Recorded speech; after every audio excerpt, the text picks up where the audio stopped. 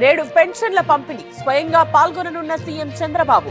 సత్యసాయి జిల్లా పెద్దనవారిపల్లిలో ముఖాముఖి.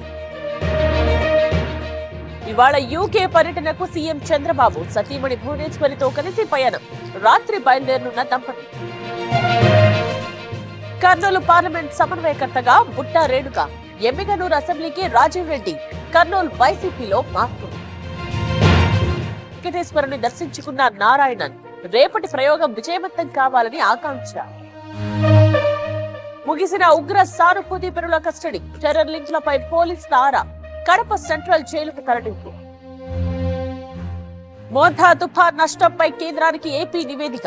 మొత్తం 5,244 కోట్ల నష్టం. తక్షణ సాయం చేయాలని విజ్ఞప్తి. వర్షానికి పత్తి తడిసిపోయింది. తేమ పేరిట ఇబ్బందులు పెడుతున్నారు. ఆదిలాబాద్ రైతుల ఆవేదన. మరోసారి శ్రీశైలం గేట్లెత్తిన అధికారులు. దిగువకు నీటి విడుదల. జల విద్యుత్ కేంద్రాల్లో కరెంటు ఉత్పత్తి. నాగార్జున సాగర్ కు భారీ వరద. 12 గేట్లు ఎత్తి దిగువకు నీటి విడుదల. 1,19,000 క్యూసెక్ల ఇంట్లో. అంతర్జాతీయ సైబర్ ముఠా గుట్టు రట్టు. ఢిల్లీ, మహారాష్ట్రలో 8 మంది అరెస్ట్. ఏలూరు పోలీసుల విచారణలో వెలుగులో. భర్తను హత్య చేసిన భార్య.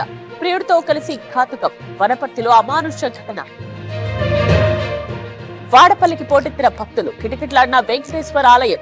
మారుమోగిన గోవింద నామస్మరణ.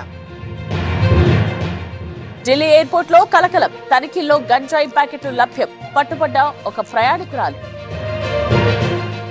అన్నాడీఎంకే నుండి సెంగొట్టయ్యన్ బహిష్కరణ.